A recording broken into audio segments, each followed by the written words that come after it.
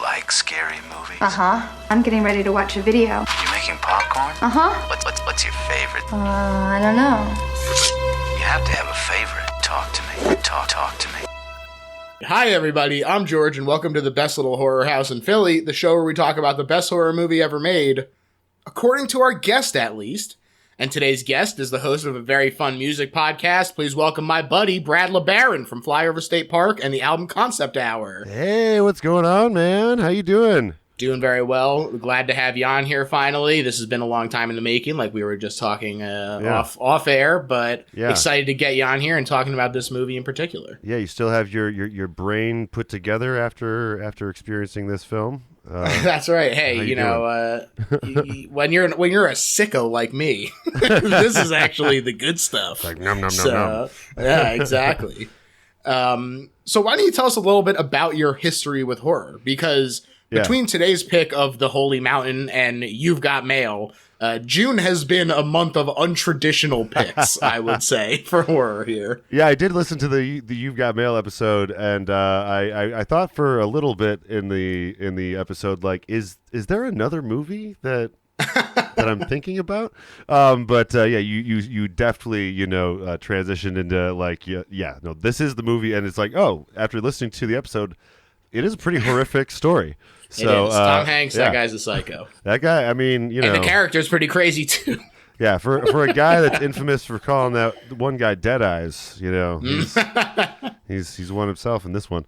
That's right. But so as far as like my intro into my beginnings with horror and this movie, there's a wide chasm between those two things. When I was young, I was raised in a kind of fundamentalist Christian household, so quote unquote secular things weren't really allowed, and that included horror films and a lot of cool music. The best music is the stuff that the fucking Satan worshipers make. So there was a lot of blind spots for me for a long time, and I'll share my most probably embarrassing story about horror. I went over to a friend's house very young. It was maybe my first time being at a friend's house, and they're trying to watch a horror movie that's like definitely like above our age range. Right. They were going to watch Chucky, I think it was. And being the kid that I was like, oh no, I can't do that. I'll hang out in the other room or whatever. Like, I just don't think Jesus would want me to do that. Jesus famously hates Chucky in particular. Yeah. I mean, talking dolls are a big no-no. Yeah, they omitted that part in the Bible, but he did talk about that. I mean, he could see the future after all. That's right. It's in the supplementary materials. Yes, exactly. Yeah. They're not widely distributed, but they're out there. Top headline. Fuck Chucky. I hate that guy. Chucky, you guys don't know what I'm talking about yet. But in a couple thousand years, you guys are going to know. That's right. The 13th apostle, Chuck, was like, what the fuck? What the hell, man? Oh, no, I'm not talking about you. I'm talking about a toy come to life. What? Jesus must have been a trip to hang out with, man. Just always calling out these weird things that are in distant times. So this is where I started out to give you kind of an example of where I was then for probably a long time until I was in maybe my 20s and starting to get into my college years. Did I actually start to finally, ingest some of the classic horror films? And, that's at the end of long nights of drinking with my friends, kind of the best time to like get into those movies, I think. Sure. I've seen some classics like, Return of the Living Dead was one that my friends showed me that was kind of mind-blowing to me when I first saw it. Yeah, I've kind of relied on my friends to really kind of educate me on the horror movies that are important. And one thing I will say, though, is like I think in the 90s and 2000s, I didn't really understand horror because I didn't understand that like campiness was part of it sometimes. And that it the fact that it wasn't necessarily scaring me wasn't like a bad thing. Like, right. It's not a flaw in every instance. Yeah. Because then we got to the age of like just jump scares or whatever. Yeah. So I just fundamentally didn't understand for a long time, and now it's just a nice thing that I dip into every now and again. This Holy Mountain was one of the first strange movies that I encountered, I guess, outside of my normal, really insulated upbringing. So I'm curious then, do you have a favorite subgenre? And I'm also curious to hear about your opinion on some of these like religious horror icons like The Exorcist and stuff like that. Is that something that appeals to you more, or is it something that you kind of shy away from? So I will say, when I was a like fundamentalist Christian myself, and I saw one of those films, I did see it. I think we saw The Exorcism of Emily Rose down in the basement, and that one really freaked me out as someone that believed in hell and believed in demons and stuff. I was like, oh shit, I don't like this. I don't like this one bit. Because for me, I know plenty of former or current Christians probably understand this, but the fear of hell and the horror of hell really kind of supersedes any depiction that you can see on the screen a lot of the times. So that kind of I think that's probably why I like the subgenre of psychological horror. That's usually where I am just in my sweet spot, because I can psychologically horrify myself to no end. You know what I mean? But I'm desensitized to like violence and stuff. I'm a millennial. You know what I mean? Right. So it's just like, oh yeah, there's some more violence. Right. There you go. Yeah. But like we talked about, today's pick is 1973's The Holy Mountain, directed by Alejandro Jodorowsky, and a perfect one for us specifically to discuss, because when I went on your show, I brought the concept album Pink Lemonade by Kosher in Moscow, itself highly inspired by The Holy Mountain. Yeah, that's true. I didn't even remember that, but yeah, that's totally true. Because I was like, hey, that's like the guy. That's like the Holy Mountain guy on the cover. What's up with this? I think that literally is how we first started talking about this movie. Yeah. Because that's, I mean, if you've seen this movie, like, you don't forget a lot of the imagery in the movie. You know what I mean? It sticks with you. Yeah. To get into a little bit of how I heard about it. So it was in my friend group. It was like kind of a myth that my friend had kind of spread on his own. My friend Mario, he had gone to the Beloit International Film Festival. Shout out to our local film fest. Hell yeah! Shout out Beloit Film Fest. And he went with his mom to go see Holy Mountain, which neither of them knew anything about. And his mom was a real trooper. That's really funny and a funny image to me. To her credit, she stayed through the whole thing and watched it with him. It was like great parent behavior, in my opinion. And because this is something that really kind of formed his like sensibilities. Like, it was probably the most intense movie he'd ever seen. And just hearing him describe this movie was just like, it was just a kind of a fun story to hear every time he would bring it up, because he would always bring up new seemingly insane things, every time he told it. And then, finally we got a hold of it. I think it was some kind of, LimeWire rip or something. And, I finally got to experience it and understand the, like, complete bafflement on his face every time he told this story. So, Hell yeah. Hell yeah. That rocks. Shout out to Mario's mom. That's great for her. Yeah, she rocked. She was great, man. It's funny, it's not on the same level, but my mom and I went without really knowing anything about it to go see Call Me by Your Name together. Okay. We walked out of there. We were like, well, it was really good. Like, it was a really good movie. Yeah. But we both had a great time. So yeah. It's like, well, I guess it's quality, Yeah, exactly. Yeah. Are you generally a Jodorowsky fan, or is this just have that kind of word of mouth cult status for you? This one's definitely a word of mouth cult status. Like, I've always meant to, go through and experience his other films. Like, the previous film to this, El Topo, is the what some people consider his best or whatever, probably most critically successful or something. But I haven't seen it yet. It looks great. Yeah, the legacy of the Jodorowsky and his kind of cult following, including He Who Shall Not Be Named in hip hop. Right. But yeah, I think that he's probably had like I don't know, difficult to explain influence on media culture. You know what I mean?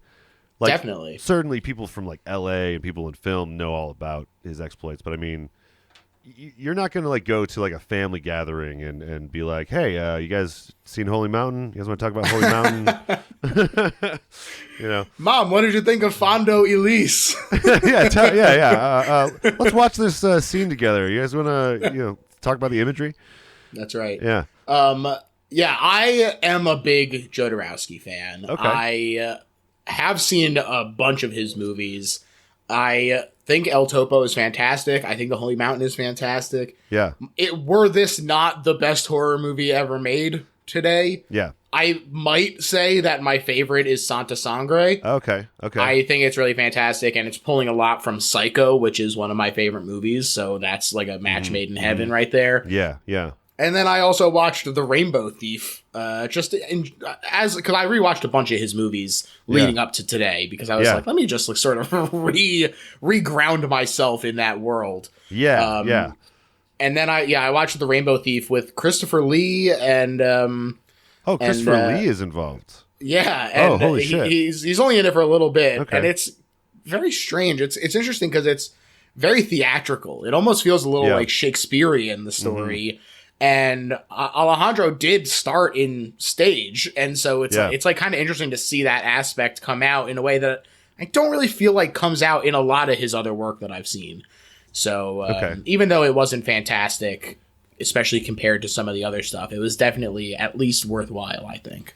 Well, yeah, he is like what we'd call in the concept album world a concept artist. Like he's one of those guys where his entire filmography is conceptual, and that's at the forefront of everything is the very interesting, weird, imagery and what was it called? The Panic Movement? Was that what it was called? That's right. That's exactly right. Yeah. Where they were just like pissing people off all over the place with this weird ass shit on their movies.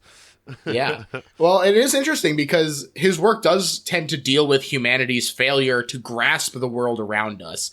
And that confrontational and heady approach, it's not surprising necessarily that it alienates some people and influences the reception that his movies generally get. Yeah. I have had friends that, we've shut this off halfway through. when it got to the box scene. The giant box. Halfway is pretty good, to be honest. Well, I was about to say that's kind of the turning point, honestly. Yeah. That's when it stops being like just a bunch of scenes and there's like characters that you're following. Right.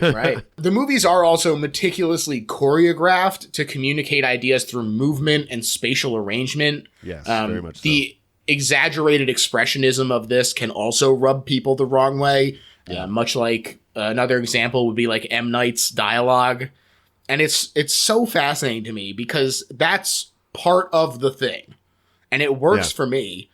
But some people just like keep watching the movies and then being surprised that it's in there.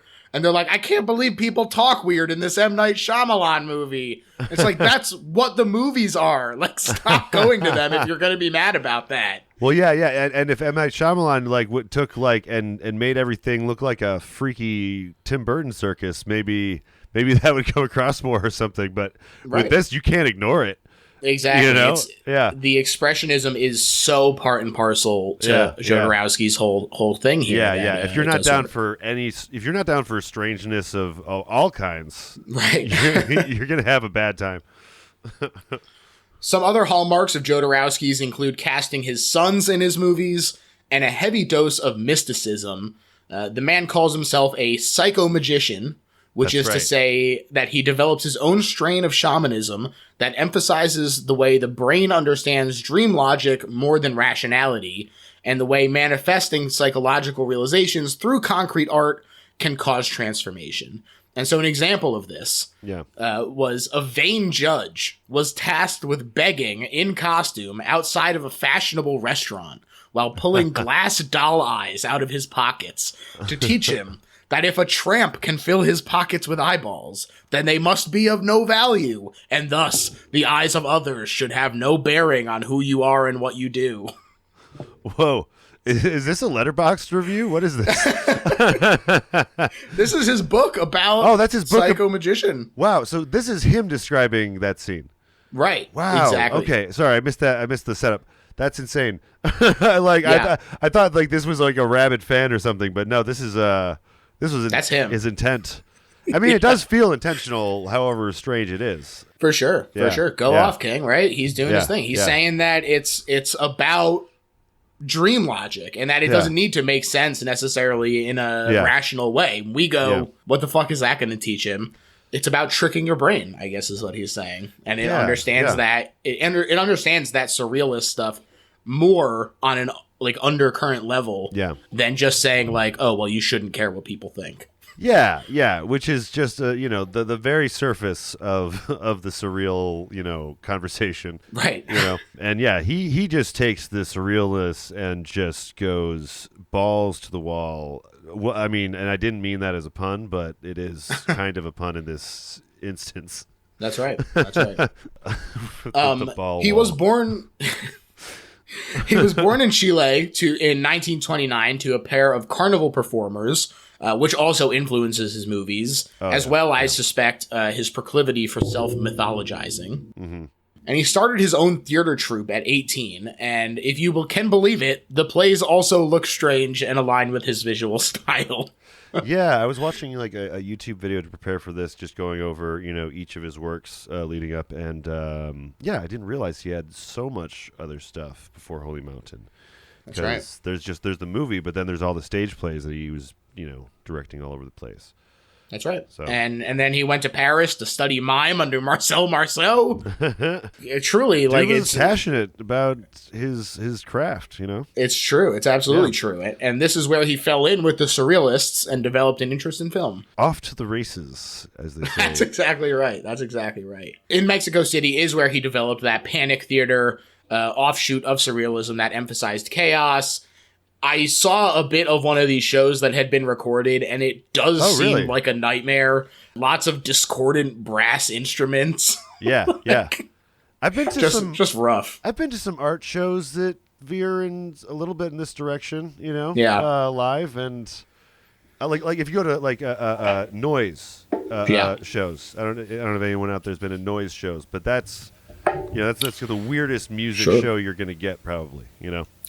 Yeah, former guest of the show on the Basket Case episode is the performer Chop Chop Chop Chop Chop Chop Chop, which I think I said it 7 times. Seven chops. Okay, yeah. I was about to. Yeah, I think it's Chop 7 times. I think is actually what it goes by. The project. Yeah, I'm sure that people got immediately were like, I'm not saying chop 7 times.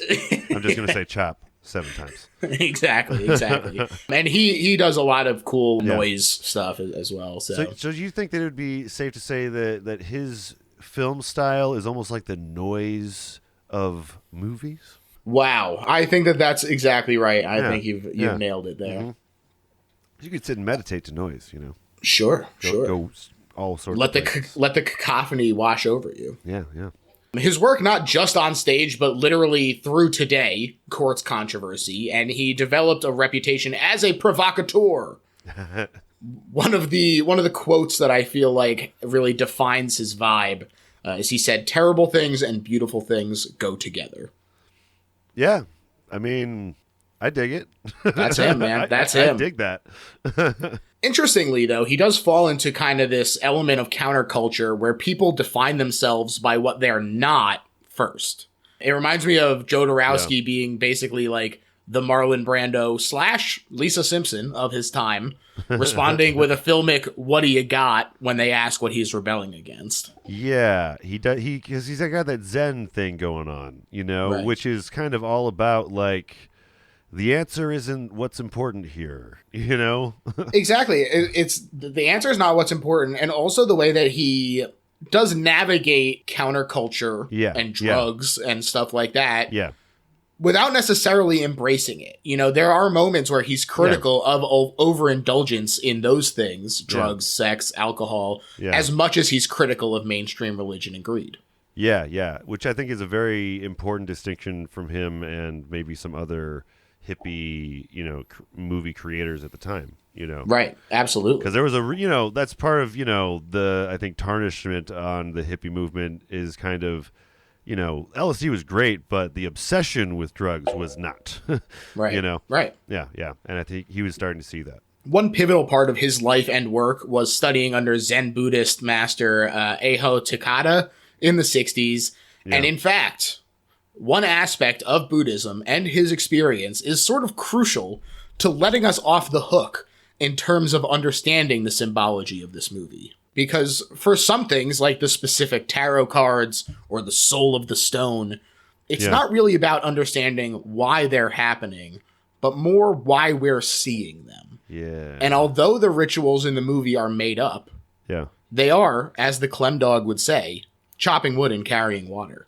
They're tasks whose importance lies in the doing of them to clear the mind. Yeah. These rituals that we don't understand are basically a Buddhist mantra of meaningless sounds, and we understand the mystical gist of what's going on, if not the specifics. And so searching for the exact meaning is actually counterproductive to actually understanding the movie. Yeah, yeah. Okay.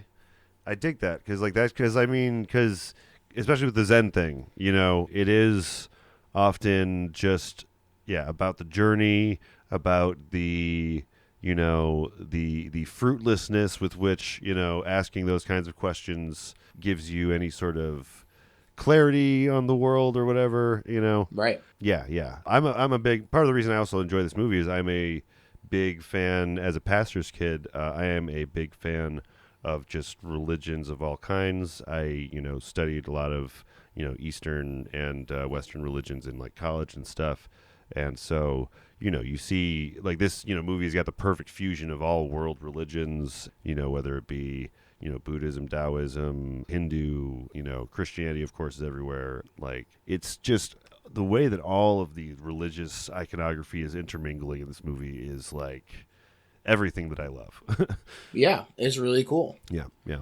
And so now Jodorowsky is all wrapped up in the death of the intellect, and he creates, in 1970, El Topo, a movie that doesn't really get an official release, but picks up traction in the New York City Elgin Theater, and becomes the very first midnight movie as we know it. Yeah, yeah. Often called an acid western, El Topo is a really interesting movie, I think, with links to Sodom and Gomorrah, the Roman Reformation, even the Tower of Babel, in the way that El Topo's pursuit of ascension is what leads to self-destruction twice over. Oh, so there's also a kind of holy journey thing going. 1,000%. Okay. 1,000%. Nice. So El Topo develops a cult following, including the one and only John Lennon. In fact, he loves it so much that he demands of his manager, Alan Klein, that ABKCO fund Jodorowsky's next film, carte blanche. So Alan gives Alejandro $1 million and basically says, go fucking nuts, kid. Have fun. So now it's the early 70s. Things are tense for the peace movement with the Vietnam War military aid persisting despite the withdrawal of troops. It's also just a few years after the Tlatelolco massacre, a notable part of the Mexican theater of the Cold War, where the U.S.-backed government was violently suppressing any political action, especially in the lead-up to the Mexico Olympics.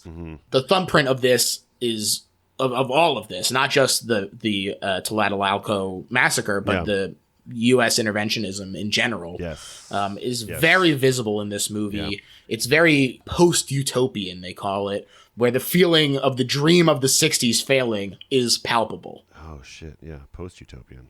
I've never heard that one. That's good. Yeah, it's grim. It's grim for sure. Yeah. Meanwhile, as you sort of alluded to, counterculture is becoming increasingly commoditized, with the commercial mainstream in hot pursuit of successes like Easy Rider and Dark Side of the Moon. And so this is the environment that Jodorowsky finds himself in as he begins to sort of cast around for his movie, and he's decided that he'll adapt the novel Mount Analog by René Dumas, a Frenchman who was into esoteric philosophies. Okay. The book and the movie are hardly the first to use a mountain as a symbol of knowledge, and in fact, they mention several in both, Mount Meru, Mount Sinai, Mount Olympus. But in the movie and in the book, it's a physical place. Yeah. And ascent can only come after fully comprehending the previous link in the chain of your path. The way it's described in the book is the last step depends on the first. This is also a very Buddhist theme that Jodorowsky did explore in El Topo as well. Again, things that persist in a lot of his movies that are explored again and again that help to really build an interesting message across his whole filmography. Yeah. Interestingly, the book is unfinished, which left Alejandro to improvise his own ending here. Okay. It's coming together, isn't it? Okay. I mean, you know, I'm not sure if that makes it better or worse, honestly, the ending. Yeah. Something that I didn't notice until revisiting the Holy Mountain here is that the ending of the movie, Pink Lemonade, references that specifically as well, where they pull back and it's two girls listening to the CD. Yep. That's one of the things I really, really loved about that album. Wow. The just blew me away. Continuously pulling out, and then like it goes a further, wall break. Yeah. Yeah. Hell yeah. Yeah. So Jodorowsky said, I searched all over New York, Mexico, and Los Angeles for actors to play the Nine Sages. For me, finding the right person for a part is like discovering treasure. But the actors I found were impossible. All they wanted was to make money, get famous, and take lots of drugs. Before we started filming, I kept them in a house for 2 months. I let them sleep only 4 hours a day, and we did mystical training, a mixture of Zen Sufi and yoga. I was crazy, but I was determined to make something sacred. Wow. That's some fucking dedication right there. That's right. Chief among these found actors is Horacio Salinas as the thief, although Jodorowsky dubbed the thief audio while also playing the magician himself, saying that the thief is ego, while the magician is the essential being, or basically the soul. Oh, two parts of the same thing. Okay. That's right. That's right. Also want to shout out the uncredited limbless man who had a hell of a job to do. He's here. Uncredited? That's right. What the fuck? That's messed up, man. Yeah, he should almost get second billing. Like, he should be first billing because he had to do a lot more work. That's true. That's true. That's okay. I mean, we could talk about it, but that's the one thing I wonder with this movie is like, how ethical was this casting? We'll never know. It's hard to say, man. Different time. But so they got going without a script. Yeah. And Jodorowsky said, I made a plan of exactly where we would go each day, but not what we would do. Oh. We paid the keeper of the city's zoo, and at night he'd lend us animals. Okay. Yeah, that's normal. Yeah, zoos just lend out animals. Like, because they did have that tiger at the one point. It's like, they got a real tiger up there. Sure. Yeah. Thanks to the Mexico City Zoo, I guess. Yeah. God, that's wild. And that actually confirms something that me and Mario watched this again Wednesday night, and that kind of confirms one of our theories, which is like some of this we're wondering like how much of it was improvised. You know what I mean? Yeah. And significant, and basically all of it. I mean, obviously the big set pieces, are not necessarily improvised, but like the stuff on the streets and all those set things, I think are probably from what you said, improvised. It does seem that way to me as well. Yeah. And this was all part of taking advantage of the opportunity to make the movie he wanted. Yeah. He continued on to say, with the Holy Mountain, I was trying to be totally honest. I had no dreams of making money or becoming famous. The film contains hardly any dialogue. I didn't set out to be entertaining or amusing. I was trying to broaden the mind. Films were like poetry to me, and I always used to say that I asked of movies what hippies asked of drugs. Yeah, that's a good line. And to that end, it is a bit overwhelming. It's easy to get sort of lost in the sauce of the assault on the senses, Yeah. But it is interesting, and it does, I think, tie into that psychomagic dream logic that he's talking about, that he wants to make the surreal real, and for people to forsake their possessions, including identity, and go on a spiritual quest following Jodorowsky as a guru. The medium is the message here. Yeah. And I think that the way that his actors are treated on screen reflects that, because they're doing some crazy stuff on screen sometimes that is perhaps deeply humiliating or just deeply just out of character for them as a person. Sure. But they're all giving it their all in that sense too, which is really interesting to see. Definitely. Now, the problem is that on top of all of these challenges the movie was facing in terms of its content, Alan himself hated both Alejandro and the movie. So after a short theatrical run, it was almost completely buried, with Klein revoking their circulation. There were a handful of screenings. Wait. Alan Klein didn't like it? And it... Right. Wait, did John Lennon see it then? Oh, this sounds... That's a great question. I don't know if John Lennon saw. This sounds sketchy as hell. This sounds like a... Because, I mean, what I don't know much about the Alan Klein of the Beatles. I just know that they allude to him like he's friggin' Thanos in that one Beatles documentary. Right. They're like, hey, he does I hung out with this guy, and then all the music is, Yeah, he does seem pretty intense. Yeah. He did a great job of burying it because it was really hard to get a hold of until a DVD set in 2007, 34 years after its release. Oh, wow. Yeah. So, that puts into context then why we were getting it at the film festival. Because, I always wondered, if it's been around all of this time, why are we just now getting it to the film festival? There you go. Makes sense. It's all clicking, It's baby. all clicking. And despite these challenges, The Holy Mountain did find a cult audience, which is a habit for Jodorowsky. It, as you said, influenced a ton of great art and artists. Yeah, The aforementioned Pink Lemonade. Alan Moore is all over his work. Yeah. Nicholas Winding Refn has been explicit about it to the point of even dedicating a movie to him. Unfortunately, it's Refn's worst movie. Well, you try sometimes. But exactly. The spirit of it is there. Yeah. It was a sweet thought. Exactly. So let's talk about the actual movie. We talked a lot about the lead up to it. Yeah. I have 3 pages of notes. I don't know if any of them will make any sense.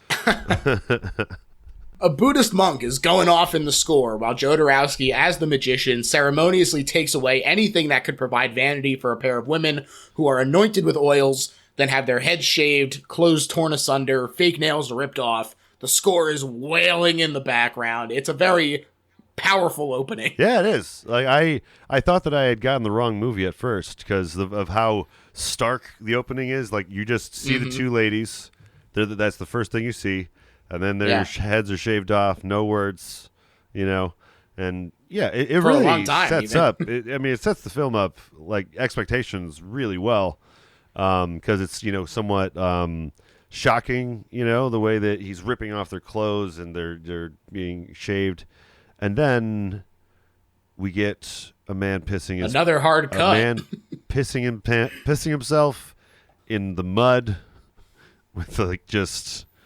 It's just a hard cut, hard zoom on this guy pissing himself. So you can know he's pissing himself. Oh yeah, they really show you his face completely covered in flies. Yeah. Had a hard night, clearly. Yeah. Great juxtaposition of scenes. Yeah, for sure. Oh, and the fact that there's no opening credits either, that it throws you into that first scene and then it hard cuts to this, you really are just getting whiplash over here. Yeah. According to Jodorowsky in the commentary for this movie, the flies symbolize useless thoughts. So there you go. Okay. Well, and he does kind of confirm later that you as a person are just a piece of shit. Exactly. That needs to be so molded flies are attracted into something. Yeah. We're all just pieces of shit. That's right. That's one of the things you could take from this film if you'd like. The aforementioned quadruple amputee and a group of young boys tie up the thief and hurl rocks at him. This guy ain't letting anything stop him. He's getting his lumps in despite not having hands. That's true. What was the name of the amputee? Did you cover that already? I forgot. He doesn't have a name. He's completely uncredited, yeah. This wakes the thief up, and he chases the boys off. But he does become really good buddies with this amputee because the guy rolls him a fat joint for the pair of them.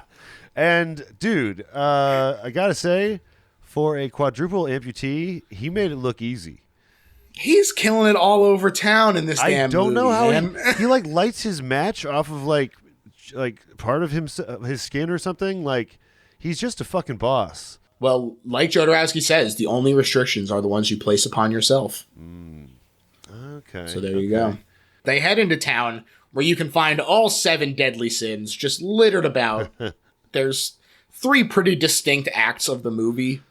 And this first act is basically just wallowing in human depravity. Yeah, it's interesting, like, thinking about this movie, as a whole, like, there is some sort of, I don't know if I'd say storyline, but I don't know. There is a journey. There's a journey there that is, maybe like a hero's journey type of thing, but instead of the actual story of a hero's journey, just like the outline with a bunch of pictures. You know what I mean? I don't know if I'm making any sense, but I think the early part of the film is literally just kind of setting the stage of human suffering and what the stakes are, as far as like humanity's soul is concerned. You know what I mean? Sure. And I think that that's something that happens more than once in his work. You know, again, to reference El Topo, the first act of that movie is basically an entire Western. Like, a whole Western fits into that, where the guy rolls into town, he sees a bunch of fucked up shit happening, and he aggressively destroys the people who were committing these acts of violence, saves the girl, and rides off into the sunset. That's Act 1 of El Topo. Oh, I see. So they just cover all the Western tropes out the gate, and then have a whole other movie after that. Exactly. So he does a lot to sort of leverage this 3-act structure in a way that also is counter to a lot of your expectations. Yeah. Because now you're like, oh, well, what's next, right? I've seen this movie, so what's next? Have you ever read the Dark Tower series? No, my dad is a big fan, and I am tempted, but those are a lot of long books. Yeah, I just realized, though, that it has some parallels to Holy Mountain. I just thought of that. But that series also starts with, like, a pretty standard Western that's really, really solid, and then it just goes off into complete insanity for a while. Hell yeah. Yeah. So there's a giant wagon full of corpses and a grotesque military cult marching with crucified sheep corpses. What a transition. That's right. Alejandro said, I had to hire the lambs from a restaurant. When I finished the scene, I gave them the lambs back and they were eaten. Oh, well, that's good. A lot of times you watch these movies, you don't know. You don't know what's been wasted. You know, right. You don't know. You're like, oh, he fucking killed those sheep, and now they're on there. That's it. No, they literally rented them from a restaurant and then gave them back, and that was tonight's dinner, baby. Oh my god, that's so cool. Jodorowsky rocks, man. He's actually like, is who he kind of says he is. It seems. I think it's actually interesting because he is who he says he is, but you have to kind of like read through the lines of him being like circus guy. That's true. Like where he's like, oh, I'm the greatest and I am the father of the midnight movie and all. Like, he's got the bravado of right. Exactly. Circus performer. That's one of the things that people said in interviews is like he could just convince anyone that this was going to be the greatest, piece of art when it came to like the Dune movie, I think. That's right. It is interesting because, of course, Eraserhead is like the second midnight movie, basically, but it's 7 years later, so nothing to sneeze at. But they have a slightly different approach to their surrealism, but both two sides of the same coin, kind of. Exactly. Yeah, there's that surrealist aspect, and then, of course, the fact that they are going up against Dune, and no shade to Alejandro, no shade to David. I love them both; they're both fantastic, but both Dunes, I think, are sound interesting. I like the David Lynch Dune. I think that it's visually incredible. Yeah, I don't get why it's got as much hate as it does. I think it's okay. I don't know. I don't know. Nerds love to complain. That's why. Yeah. Every now and again, there's just one that they just refuse to accept anything. But this is the worst movie ever made. Right. But anyway, I just think it's interesting the way that they sort of entwine each other's lives in that way. Yeah. There's also some tourism happening in this war-torn town. A bunch of rich American assholes. Yeah. There to see the savagery of war and all that entails, including gleefully recording students under a firing squad. And when one soldier goes to rape a tourist woman, she's actually stoked to be part of the scene. And the husband pays the thief to record him posing in front of them. Yeah. And that couple like the husband and wife of that couple keeps on following him around a little bit through the scene as he's going through the next scene. And it's just, I mean, talk about like stuff that's ahead of its time. Like they're using like just a little crank camera as a joke kind of thing. And we live in a world where cameras are in everyone's pockets now. And that is very much where we are. That's one thing I could not help but think, like watching it like the other night, like this is more relevant than I saw it the first time I saw it. Yeah, very prescient for sure. Yeah. Our dynamic duo stumbles on the Great Toad and Chameleon Circus, whose ringmaster communicates in gibberish while the thief squawks. It is strange, but does remind me of the Tower of Babel story again, especially since we see it come back with the priest later. Yeah. And this circus reenacts the conquest of Mexico, with the bearded dragons looking absolutely fly as hell as the Maya. That's true. Unfortunately, they are quickly and bloodily dispatched when the conquistador toads are introduced via ship. Yeah. They have the one little cleric frog. That's kind of funny. Yeah. The whole scene is so cute. Yeah, very absurd. Very absurd. I mean, even with the death at the end, it's pretty fucking cute. Right. And it just, I think that's one of the more famous scenes. You even see it on thumbnail for the trailer, I think. But yeah, that bearded dragon with the whole Aztec dress was just beautiful. If I had a bearded dragon, I would try to get that. You know what I mean? For sure. Yeah, I'd keep them away from all the toads. You gotta. I don't want those conquistador toads, especially Spanish around toads. my That's bearded right. dragon. Jodorowsky said, "I didn't have permission to shoot in the streets of Mexico City. We filmed in the market, but we had to work as quickly as possible in case the police came along. The scene with the toads in costume was very difficult.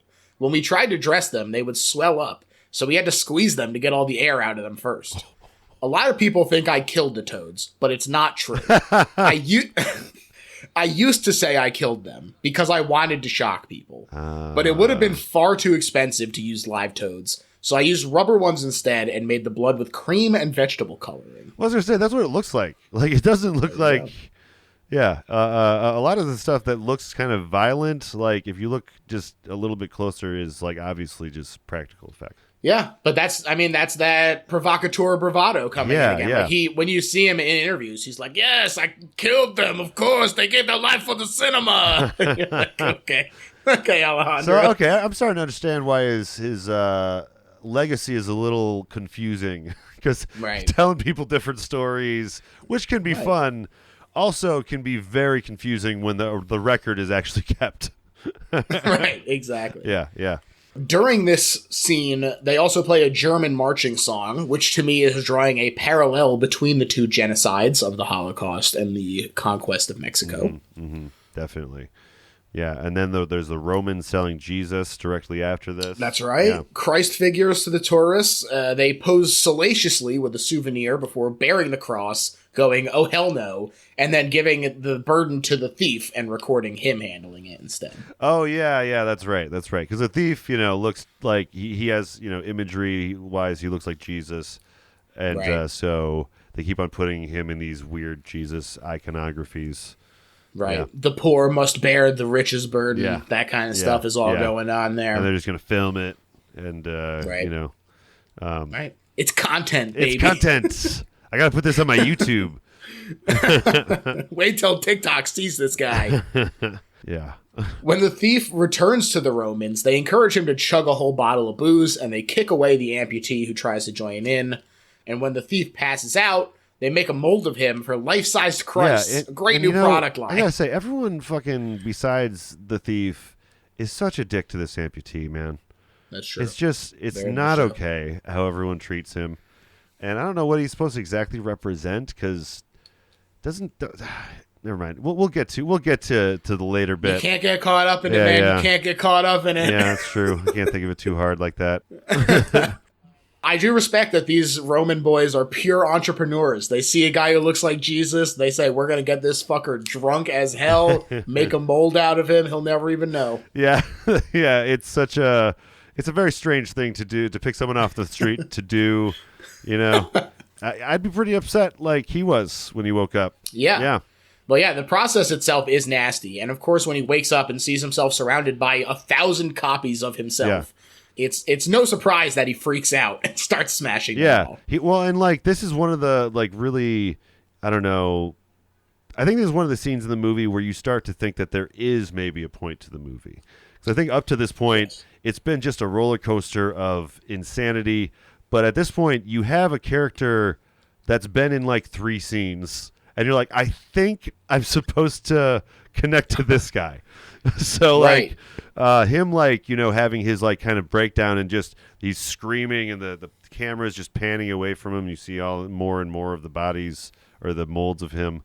I think was probably the beginning of me starting to try to put together some pieces or something. Also, let it be said, genuinely fucking terrifying when it pulls out and reveals all those fucking copies of him. I think that, I mean, my friend Mario could probably attest, but this is probably where I was like, Mario, what the fuck is going on?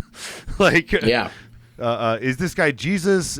Are they copies of Jesus? What do they, what, you know, why did they need him to make them? That's right. Yeah. And it is sort of the first of this ego burn. Yeah. That as he is sort of becoming assaulted upon. Yeah. It's terrifying, not just in a like, oh, it's kind of scary that they're all surrounding him, but obviously in a metaphorical, psychological way, it is terrifying to be like, oh, what it's trying to say is that he is not unique. Yeah. There are thousands of people going through the same issues everywhere around him in every way. That's the kind of thing that'll send a man scurrying. Yeah, you know? he's like a YouTuber looking through the YouTubes and seeing all of the various channels that might cover the same things they cover. That's right. And they're like, oh god, how do I make content that hasn't been done? Sure, or even to turn the mirror on ourselves. That's true, Brad. That's true. Podcast. I was about to say I didn't want to say podcasts. I wanted to draw attention away, but you're correct. Yep. I'm not letting us get away with that. Yeah. Oh man. A group of women, a young girl and an ape, all finish praying at a church. Then they head outside. They're waiting for jobs. They are prostitutes, correct? Yeah, right. Yeah. Correct. Yeah. Correct. Prostitutes coming out of a church. Right. And I have to ask, do you think that the monkey is a sex worker as well? So, you know, I got maybe because he doesn't seem like he's in charge or anything. He's could just be a kind she. of there. Could be a she. Could be a she. Could be a she. Could be just a she ape. Did Yoko? Wait, didn't Yoko have a monkey? Did they? I don't fucking know. I think Yoko. I would believe it. They're weird. Monkey. I don't know. Her and John are both fucking weirdos. Yeah. They're the original weird couple. Yeah, I don't know. E-girl and podcast boyfriend or whatever. Yes, the perfect couple, match made in heaven. Yeah, I don't know. I was noticing, like, I didn't realize the other times I watched it that the monkey is like there a surprising amount of the film.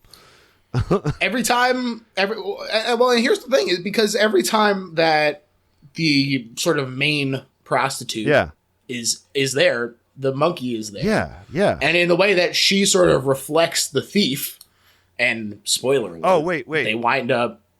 I have a note. I think I did actually figure this one out because it starts off the first time you see the monkey, it's on the prostitute's back. And, you know, there's the old adage, like, you know, a monkey on your back is a addiction, maybe? Sure. I don't know. Wow. That was the I did not consider only thing I could think of, and that was just because it starts out on her back. Sure. Yeah. To me, I think that she reflects the thief. Okay. And so I think that the ape reflects the amputee. They have the same sort of relationship. That's true. That's true. They both have their little buddy. The two of them do. Yeah. I don't know if I should be saying that. I'll be honest. I think if I'm interpreting this comparison correctly, not very flattering of Jodorowsky to make that comparison in the first place. No. But, to the uncredited quadruple amputee in this film. Right. We're not here to judge him as a human being. Right? I mean, There's it's like that's the interpretation of the movie that I'm getting, is that they're supposed to be a reflection of their relationship. Well, and to get to kind of what makes this like a horror movie, in my opinion, it's a lot of it is the body horror along with the existential horror. You know, and I think that, you know, at least... Are we not all just apes, Well, I was right? going to say, I feel like there was an era of filmmakers that would put in, you know, amputees or little people or people that are, you know, unconventional looking for very specific purposes and to make the... shock value. Yeah, shock value and to make the audience uncomfortable, which, like, you know, I think in this day and age, we're trying to be a little more progressive on that front.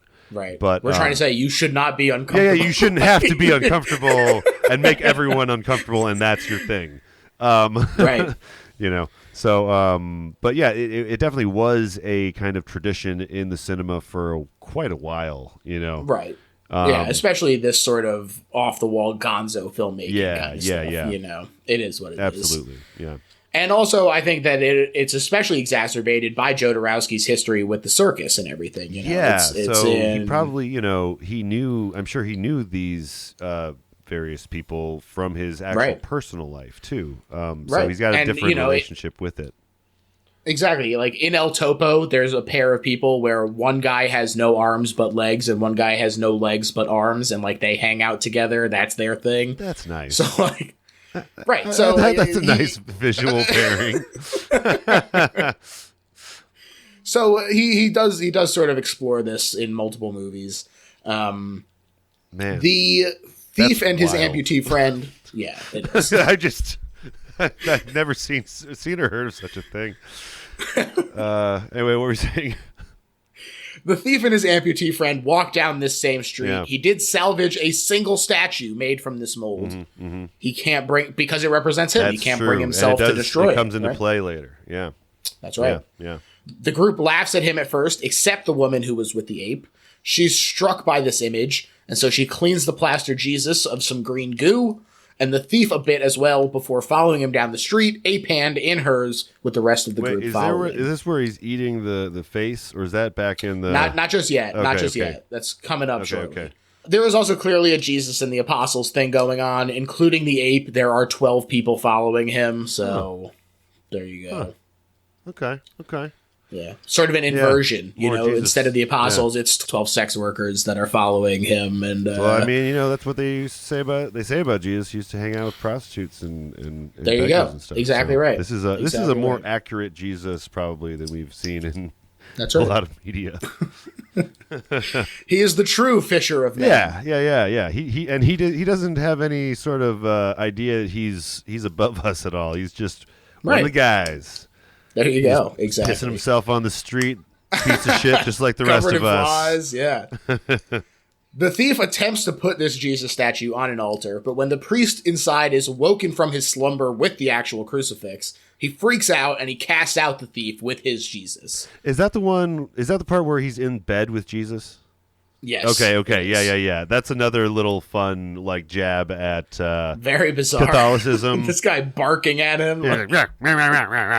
Yeah. And turns into the parents from Peanuts. Well, and this gets to, I think, part of the commentary on at least the Christian faith and Catholicism, and that is the kind of worshiping of the idol of Jesus, like the worshiping the physical copy of Jesus rather than, and then yelling at what is the original version of that thing. You know what I mean? Right. Absolutely. Good, solid commentary. For sure. Yeah. Outside, the thief eats the Jesus face. Oh, yes. Years before the Is It a Cake show. Yeah. And I'm assuming it is a cake. I was thinking maybe mashed potato at first. Could be. But I think it's got more of a cakey consistency. Yeah. Yeah. I think it's cake. Doesn't look tasty. No.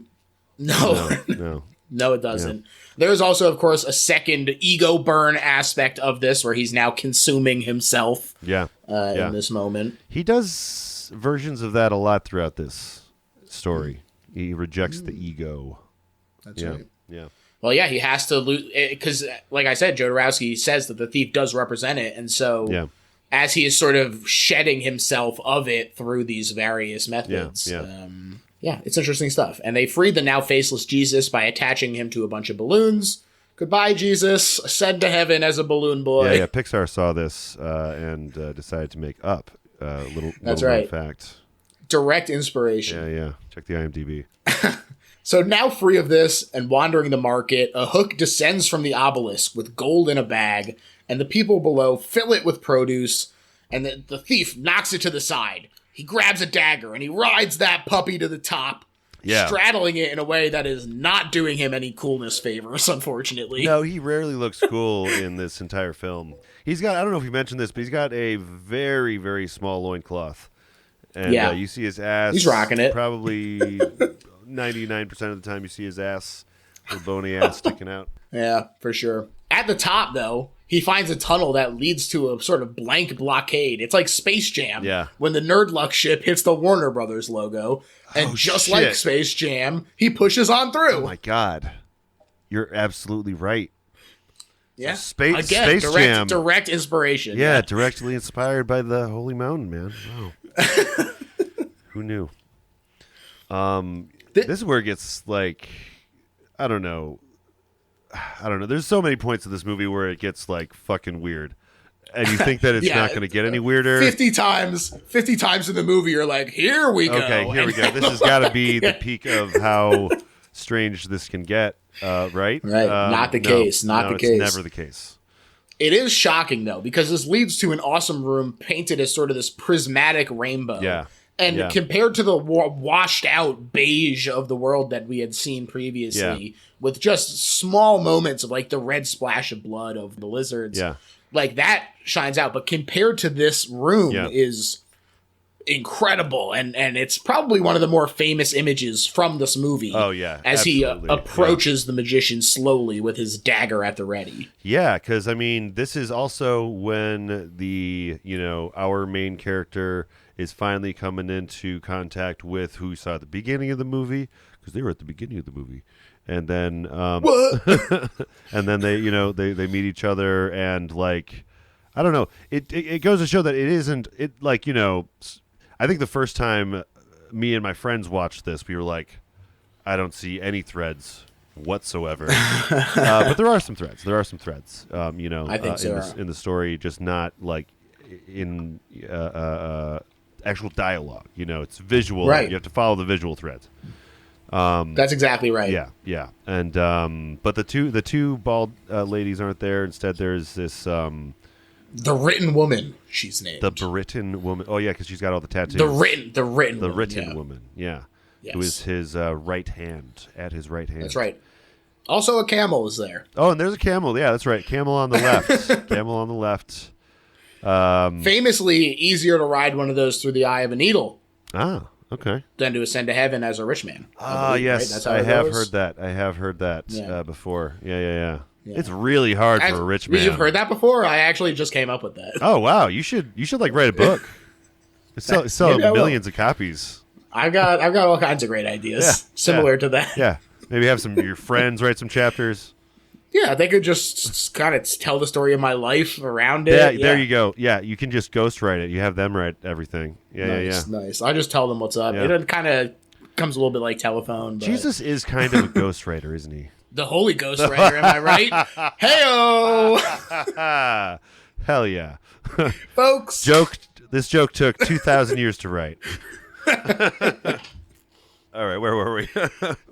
There's also a very cool goat throne there. Yeah. Which I am not really a fan of goats. Yeah. But that thing is pretty sick. I was about to say, if you're a metal fan, though, this movie is everything you want, man. I mean, for sure. I guess, maybe except the end, but the whole ride, man. Like, there's goats everywhere. If you're into pagan shit, it's everywhere. Hell yeah. And the magician and the thief fight, with the magician easily stopping the attacks of the thief, then freezing him with a chakra touch. Oh, yeah, that's right. He does like a Spock, Yeah.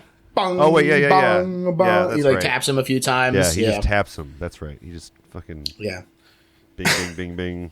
He's the magician, baby. I guess. They, he did the Kill Bill five finger death punch, but he held off on the last hit. That's exactly right. Yeah. They reveal and excise a tumor on his back, which has some weird blue cephalopod in it. Yeah, some squid thing. Just pull it out and heals up nicely though. Can't even tell. And when they release the thief, he is grateful. Yeah, he's like, "Oh, wow, I can't believe I had that fucking shit. Didn't realize that was in there. Yeah. All the whole time. I wonder what that's supposed to represent. Is that like just his rage? What is that? What do you think the squid is? I think it's just like his sort of like internal distraction, his internal baggage kind of thing. Okay. I can see that. The magician asks him, "Do you want gold?" Which is our first real line beyond the grunted "drinkets" of the Romans. Oh yeah, that's true. Wow. Pretty far into the movie that is very far. Having our first real dialogue. Yeah. But the thief says yes, and so he's washed by the pair in a beautiful fountain with a vocal baby hippo. Oh yeah. That zoo coming in handy again. Yeah, they have a lot of animals in this movie, and now we know why. Now we know. Yeah. They also make sure to wash his butthole, and I was gonna joke about it, but really it's just good hygiene. Yeah. Man, they stay on that shot for a few seconds longer than you'd want, but hey, this is a shock movie, so there you go. There's nothing that people want to see less than a man's butthole. not kink shaming out there, but. Well, it actually does come into play because they're about to make him shit in a glass container. Okay, so this was what was surprising to me. After seeing his butthole like that, I was just surprised we didn't also see him shit. There you go. Be glad. You know what I mean? Right? Like, especially with the glass container, just like underneath. When I watched it this time, I was like, oh, and this is when he shits into the glass container. I've seen him shit. And then it's like it goes to the next part. I'm like, oh wow. Only the imagination, baby. Yeah. I'm sure he powerful. Shit. And then there's also a pelican there at the time. They put the thief in a glass case himself, and they cook the poop. Yes. So that the fumes fill the thief's containers. This is the kind of thing where you're like, I get that he's in the area, but it might be time for a new doctor, my friend.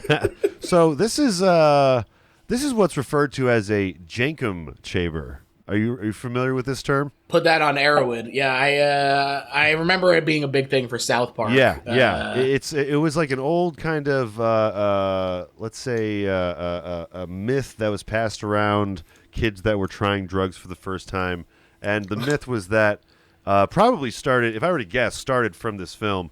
The myth was that if you were to ferment feces, that you could inhale the whatever, would it be methane or fumes that come off of it for like a week. Ugh. And then I don't know anyone that actually tried it, and I'm glad. This character is inside of a giant jankum chamber. So he's just getting the fumes, having a bad time of it.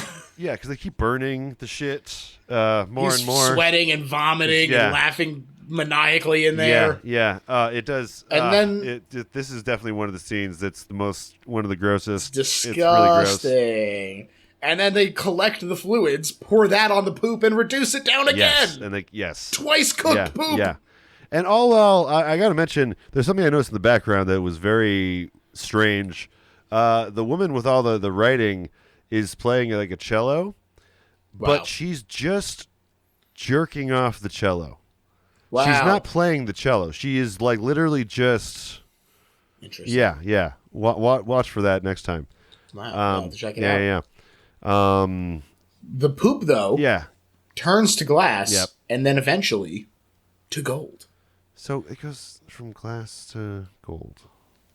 Right. Once you can see through it. Once you can see. Yeah. It becomes gold, and the magician hands it over. He says, "The gold was in you all along. Yeah. You're excrement, but you can become gold." Yes, this is that. This is one of the core concepts of the movie I enjoy. You're shit, but you could be gold. You don't have to be, You don't have to be shit. Something we can all, get behind. Great. Yeah, that's right. They show the thief a mirror, and his ego burns down even further. He throws the gold through the image of his face and becomes the magician's acolyte. Yeah. Yeah. This is like when they become buddies. Yeah, Right. Yeah. They do a variety of exercises and rituals. Yeah, this is like a montage scene for the movie. Yeah. Yeah, yeah. One of them that I really like is in a room with tons of art on the walls, and it kind of reminds me of the Haunted Mansion when the room stretches. And it's like, oh, in this one, the lady is puking off a bed while being birthed by a man. Ooh. Yeah, that was the picture in particular that drew my attention this watch through. I was like, it's powerful. That's very powerful intriguing. Stuff. And it looks like it wasn't done by someone that was that great at drawing. You know, it looks a little amateurish. Sure. In a way that's adding to it, I think. Yeah, it's definitely a style. Like, you can see their character in the drawing, but it's very I don't know. Brad, I'm getting the sense you don't like this picture, but I actually have it up behind me right here. You don't see. Oh my god! If you had like a giant one of that in your house, I would be. I would respect you. You know. You can. It's literally right there, Brad. Oh man, I can't see it. Oh wow. Well, you'll just have to take my word for it. Oh man. Okay. But I guess this is like kind of the part of the movie where like. I don't know. The first couple times I watched it, I started to think, like, is this just hippy-dippy bullshit that doesn't have any sort of meaning? Because this is when I started to think, like, maybe I was being fucked with. Right. You know? Like, maybe... Well, he seems like he's being fucked with, too. I mean, they moved to this rotating room with an eye on the floor, and there's just, like, facsimiles of people just T-posing on the walls. He has to keep on walking with the camera angle, and then at one point he stops and, like, just... It's very interesting to watch. The magician was probably so stoked when the thief arrived, and he was like, finally, I can show off all my crazy-ass rooms. Those two bald ladies left a while ago to hang out with Mars or whatever. One line from here that I find pretty intriguing is, the fish thinks about his hunger, not about the fisherman. Basically, when you're worm check to worm check, the cost of our actions fades into the background in favor of immediate alleviation of discomfort. Those are problems for future George and future fish. Oh fuck. Yeah. That's some deep stuff. Yeah. The magician basically says, okay, these guys on the wall are going to help you on your spiritual journey. They're thieves like you, but on another level. Industrialists and politicians. Oh, yeah. Got their asses. That's a good one. Yeah. He fucking got them. And here's where we move into our second act. These are the characters that would maybe take a sub to the bottom of the ocean, if you will. Right, exactly. Not to be too crass. Right. I know there's some people that have been a little sensitive about that. If you are one of the family members of the sub, I apologize. More money than sense is what I'll say. Yeah. More dollars than sense. Yeah, that's good. But the movie sort of transitions to a Canterbury Tales vignette slice of life thing for each of these people. Yeah. It's an interesting little section. Right. For each of them, the power / wealth accumulation is tied to the planet that they're from and their association with Roman myth. Yeah.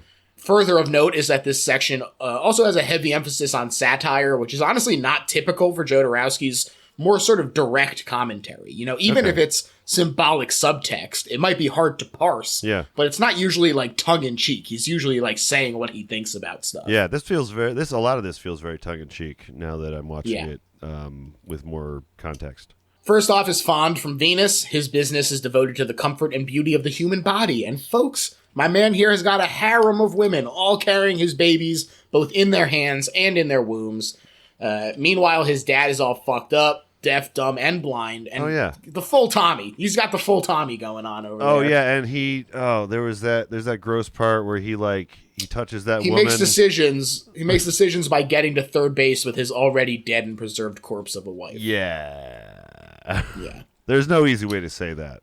Audience. No. It's sort of a fairly standard critique, though it's done interestingly and well, of fashion's sort of focus on vain superficiality, despite being run by a man who's completely out of touch with the world, thanks to being literally unable to see, hear it, or touch it. We see the seduction of Fawn's wife number 18.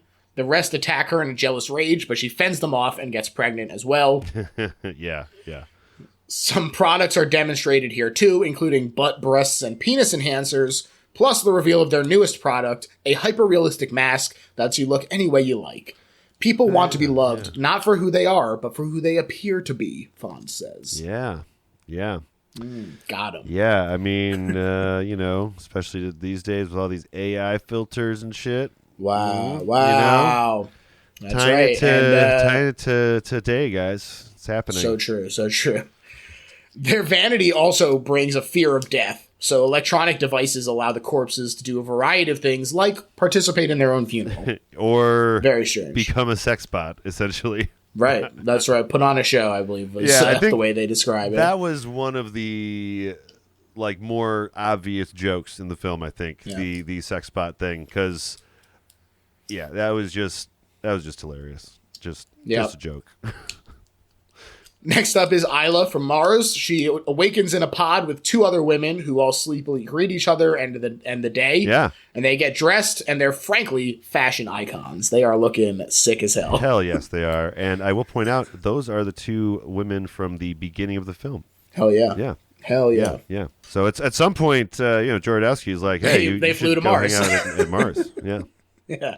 When they also head out, there's a pit of nude male secretaries they're referred to that are winding around. This is like the planet where all of the kind of sexual objectification tropes have been flipped. Right. Yeah. Exactly. Yeah. It's fun.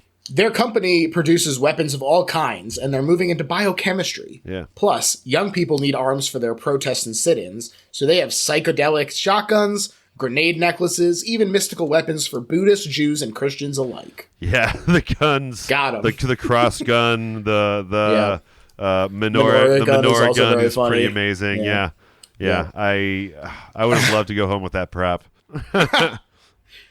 On to Clen from Jupiter, who does some kind of ear drugs. Yeah, right. Yeah. There's these ear drugs that him and Janis Joplin from Jupiter take together. Right.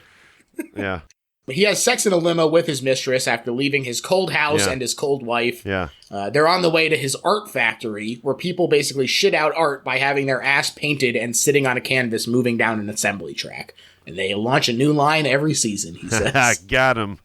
Got those art assholes. Got him. Literally. They've also developed a love machine, like at a bar, but instead of testing the moisture on your hands, it tests your ability to give a giant metal vagina an orgasm with a big metal rod. And this is when my friends made me turn off the movie. just so the listener can follow along. The rest of this they didn't see. Wow. Well, spoiler alert, your friend is the chauffeur who was upset that it calls him a bad lover. No, she was just uncomfortable, I think, and wondering why we were watching this. Well, the woman who accompanied Clen is able to do it no problem. That's true. Yeah. Yeah, and they don't name the robot in the movie. Yeah. But the section of the soundtrack gives its name as the fuck box. Fuck box. Yes. I want the spin-off and a movie about fuck box. It does give birth to a funny little crying robot, which is delightful. Yeah. And it's just that's a fun scene for me. I think that one's a good one, and especially the chauffeur getting all pissed that he sucks at it. Yeah. That's classic. And I love how on the nose all of the imagery is for that whole section. You know, right. It's like you can't misinterpret that scene. You know? No, definitely not. Yeah, that scene is like, this guy can't fuck. This girl can fuck. That's it. That's right. Yeah. Cell from Saturn is the next one up. She's a clown and a fancy lady alike, whose customers are children, but whose client is the government. Because her business is war toys. Yeah. Right. This is where you get to your real politician-y commentary, I think. That's right. Yeah, she uses the toys to condition the children from birth. Their propaganda is done through a variety of methods like comics and shows and those toys. 15 years in advance based on predictions of a robot programmed with the politics of the government, which surely will never happen. Yeah, no, that's an insane thing to assume would happen. Right. I gotta say, I love when they're talking about war profiteering and creating, a conflict out of nothing. They call the opponents hypersexed brown native vampires.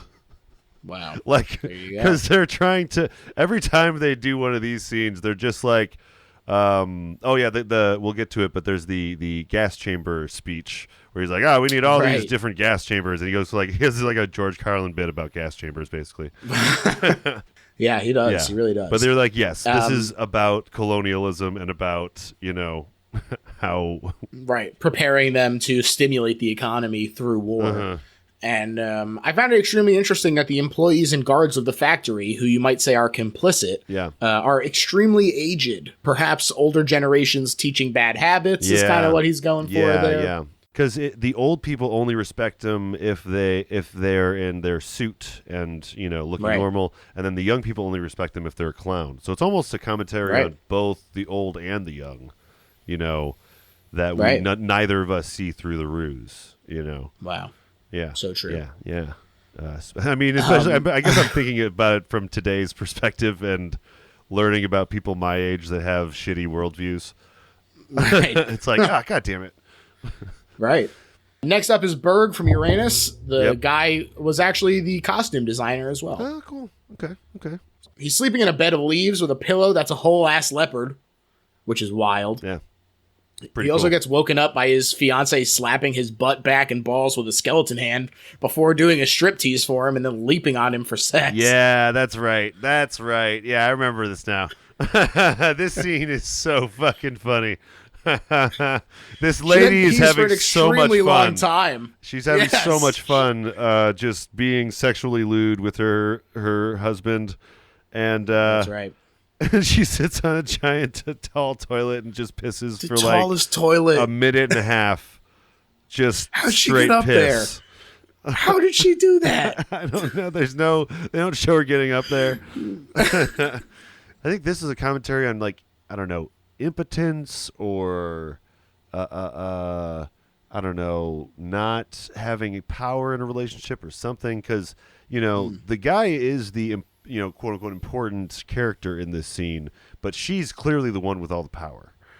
And he's always just like, I don't know what I want to do. Right. And she's just kind of like really sure. And at the end, spoiler alert, he's like, I hate you. Yeah. He's like, I don't like this cake. They bottle feed a snake, though, which Berg's fiance is knitting a great sweater for. That's true. That was pretty sick. Yeah. But this is when it's revealed that Berg is the financial advisor and the president of Uranus wants his report now. Yeah, and I believe this is where we get into the gas chambers That's speech. right. The report says to save the economy, they need to eliminate 4 million citizens in the next 5 years. This was very grim, and it did remind me a lot of early COVID when there were people like, well, if people die, that's the cost of keeping our great nation running, baby. Blood to grease the wheels. It's like, Christ. Damn, stone cold. Yeah, and with no hesitation, the president picks up the phones, begin the operations of the gas chambers, gas schools, gas university, gas libraries, gas museums, and gas whorehouses, etc. And this is where this time I watched it, I was automatically went back to a Hollywood Handbook episode where they're listening to George Carlin. He's a modern man. Yeah, the modern man stuff, exactly. Like, you just, it's a gas this, gas that, gas blah, blah, blah. Yeah. I did have to rewind because I thought he said gas ghouls at first, and I was like, that would be scary. Gas Farting ghouls. ghosts. There we go, yeah. But yeah, gas schools, like, it almost doesn't help to go back and find out because it doesn't make much more sense. Axon is the next one. He's the chief of police on Neptune. A boy is spread eagle on a platform, nude and facing the sky. A man approaches holding truly comically large gun and some scissors before castrating the boy. Yeah. This is the 1,000th preserved testicles in his sanctuary of 1,000 testicles, which is exciting for him. Yeah. Apparently, this guy playing Axon was high on LSD and accidentally almost cut the nuts for real. Oh, my God. Terrifying. That's horrible. Yeah. But yeah, I think this was the first scene that I might have saw of the movie. I think that this one was on on YouTube or some website, and it was like the first that my introduction, I believe, and yeah, what an introduction! Yeah, because he walks into this room and then he puts these balls onto a wall of other balls, and you're like, oh, those all look like balls.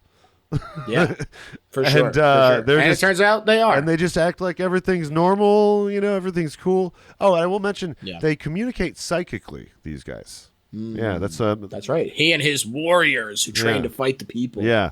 Oh, and then, the next scene, of course, we have them actually fighting, a group of, clearly, what's supposed to be like hippie protesters, like Vietnam protesters types. Here's my question for you. Yeah. Do you think it's actually 1,000 testicles, or he's counting the sets and it's 2,000? Oh, shit. Because I feel like if someone asks and he's like, oh, it's only 500 jars, that's embarrassing for him, right? Yeah, I think that is. Do you expect 1,000 jars full of testicles in the sanctuary of 1,000 testicles? I think it should be 1,000, yeah. But if I'm looking at the group, it looks more like 500 or less. Wow. You know what I mean? Great point. So, I think he should have to rename it. Yeah, the 500 testicles hut. Right. The sanctuary of 1,000 individual testicles in 500 jars. Hell yeah. Be honest with yourself, Axon. And I gotta draw attention to one other aspect of that scene. I love the comedy of having the male symbol, but it's got 3 arrowheads instead of 1. I don't think I noticed. Yeah, that's their symbolism. That's the symbol they have on everything. Is so it would be like the male symbol, but with 3 dicks. It's like we're extra masculine. Like it's such a, like, if you notice it, it's such a it's a little joke, really kind of Easter egg. Yeah. I like that. But yeah, then they go all policing on those protesters. He is the police chief after all. ACAB. That's right. And yeah, but he doesn't seem happy. He doesn't seem happy though. We find out by the end of the scene. Yeah, he's definitely not happy. Yeah. Next up is Loot from Pluto, who's an architect. A bunch of children are dressed as mice and run through the halls of his house chasing him. Oh, yeah. It's a very avant-garde place, all the more contrasted by the multifamily property that he walks past next, which he says he's pissed about because they lost money on it, making it slightly habitable. Oh, yeah. Yeah. This is the land developer guy. Right. He says we got to sell people on the idea of just having a shelter, not a home. Yeah. And then you the homes, if you look closely at them, they look like coffins on just I don't think you have to look that close. Yeah, that's true. It's pretty straightforward. And he's showing it to all the rich people, and they're just gobbling down, like they're gorging themselves and applauding, and just not really paying attention and just kind of being like, yeah, this is cool, let's do it. Yeah, these community coffins don't have electricity or a place to cook, communal latrines because who needs privacy, the works. Yeah. And being in these coffins is advertised as true freedom. Yeah. And the camera pans over to a field of hundreds of them in the miniature after a model climbs into the display one to much acclaim. Yep. And so obviously it's, saying that they will literally milk you for everything you've got before sending you off to die. Yeah. Anything that they can exploit out of you. Yeah. It's pretty grim, pretty cynical. Like it's, yeah. Back at the obelisk, though, these people arrive for real for Act 3. Yeah. The story starts again. Right. The magician says, "You're all here to obtain immortality, and here's a slideshow on how." It feels like a time jump. That's true. Yeah, he gives his TED talk to the billionaires that have paid to come to this island. He tells them about the various holy mountains across ancient traditions, but the legend is the same. 9 holy men at the top direct our world and have conquered death, so let's go get their asses. Of course, of note, they are 9, including the magician. Nonagon Infinity. Whoa. Oh, shit. Whoa. Fuck. Gizverse confirmed. Anyway. The Holy Mountain is on Lotus Island. They need to pool their resources to assault it and steal the secret. But first, they have to become wise men as well. And more than that, a collective being rather than individuals. Ah, yes. They have to become a team. Yeah, yeah, this is the team-up montage. Yeah. That's right. The Expendables have arrived. Although you don't really get their what's the word? What's the term? Long night of the will. What am I thinking of? Oh, there's a term. Man, I never. The Joseph Campbell shit. They're supposed to go through a night of suffering, and you're supposed to find out something deep about them, and that happens a little later. For now they're kind of getting ready for the Holy Mountain. They're back at the compound. They start the process. Yeah, right. Yeah. They go into a new eyeball room. This guy's got two eyeball rooms. Yeah, that's true. He's got multiple eyeball rooms. Actually, who knows how many he's got hidden in the back? That's true. That's only two we've seen on We screen. only see two. Yeah, good point. Good point. Right. The iris is a table, which rules, and they all burn their money in the pupil fire pit, which that is part sick is also. pretty sick. Yeah, and the thief, he actually steals one for a second, and then Jodorowsky's like, hey, put it back in the fire, and then he's like, okay. And it's funny because like, kill your money. Jesus, the fool guy, didn't have any wealth to begin with. You know what I mean? So for him, he's still kind of going through, his last. Well, this is the fisherman, the fish thinking about the worm and not the fisherman. Yes. He's saying, "Let me grab that money." Yeah. And he's saying, "No. Think about the fisherman out there, which is the world." Yeah, but that is a pretty sick scene though. Everyone just burning money. Sure. Hell yeah. Yep. Next, they destroy their self-image by way of the statues that we saw in the room before, full of desires and distracted. Yep. The self is metaphorically cast into the flames. Yep. Another ego burn. Yep. Ego burn after ego burn with this stuff. That's right. Oh yeah, it says grave is the door to rebirth. I think they say, wow. So true. So true.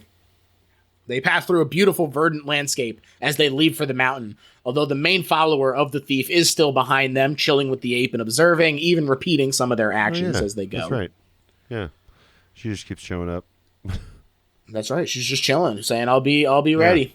And they each rub a flower into a wound that was ritually inflicted, and we see a bunch of scenes of various bugs as they trip. This is another one where you're like, I gotta read about this damn flower on Arrowhead. See people being tried this flower and dog took away my senses before I became a sacred flower. Not really a fan. Yeah. So this is you're talking about the scene where everyone sees kind of their worst kind of fear. No, that's still a little further down. They just see a bunch of bugs, right? They drink this liquid. That's right. Yeah. She pours out all the ayahuasca or whatever. Yeah, right. I think it probably is ayahuasca. To be honest. Yeah, I think you're actually spot on. Yeah, I think it's ayahuasca. And so they start tripping balls and crying together. That's right. Oh, they're trying so hard. They're surrendering their emotions. We want to experience nothingness. Yeah. The grave is your mother. You are everyone. Everyone is you. And then possession is the ultimate pain. Now you're an empty heart ready to receive the universe. And then they're pouring ashes on each other, and that's right. The ashes of their former selves. All hug. And they all hug, right. And it's like, it's every hippie, retreat you've ever heard of at this point. That's right. And they ascend a ziggurat to meditate before heading to a small boat on the dock. A group of children see them off, and the thief tries to perform a miracle for them, but he can't, and the magician laughs and shows him a vision saying if he multiplied their bread, gathering it would turn to violence. Now here's where I just completely disagreed with the magician. I was like, that's not not a bad thing to do. And the idea that the magician's like, no. They'll just immediately turn to violence. You can't give these people. It seems like almost seems out of character for the magician. You know what I mean? Well, I do. I see what you're saying. I also think that it does sort of play into the sort of idea of having possessions is more painful than hunger. Yeah. I don't know if I agree, but I think that's at least what the magician is going for. I think that's what he's going for. But I think visually that's maybe one of the few visual elements that I think could have been done in a different way to explain that better. But of very few. I mean, most of these are he's hitting it out of the park. Right. And well, clearly you, much like the thief, still need help. coming around to That's the true. magician's That's way true. of thinking. I still think that I should give food to homeless folks. The magician's That's like, right. Crazy. the magician's thought. like, I don't know. He'll just spend it. He'll spend He's that gonna spend bread it on on booze. on He's gonna turn alcohol. that bread into booze. Yeah, basically. It was water to wine, magician. Yeah, like I think that like they could have shown it, done the gone the path of like, you wanting to do a miracle is self-aggrandizing, and show that in True, some way. very true. That would be my great point. My Great point. headcanon for it. Sure. The group piles on the thief, though, to provide this help that the magician needs. He feels he needs. When suddenly the amputee emerges once again. Yeah. And they're on a boat, so he had to have come from somewhere. And the thief is fucking stoked. Yeah. But then the magician says, he's not real. It's just an attachment. Throw that monster into the water and free yourself from the past. I don't think that he's referring specifically to the amputee as a monster, but rather the attachment to the past as a monster. But it is a harsh thing to hear. Yeah. It's we joke about this, but it's definitely something that has been a problem throughout the years on screen. Like, if you want to, have a character that you want to visually, storytellingly tell that is a bad guy or is a villain or is not to be trusted, an easy way to do that in film is to show that they have a disfigurement. Right. A huge scar. Yeah. Right? So unfortunately, or a missing limb. It's kind of par for the course with some of these films to like use someone for like specifically for that purpose. Right. Which, again, I don't know if he's specifically making that, argument, but he could be. Sure. Yeah. And the thief reluctantly mimes throwing somebody in. Yeah. But there's a real splash, which I loved. I thought that was so great. Oh, yeah. That you hear a splash when he fakes throwing something into the water. Did he murder that guy?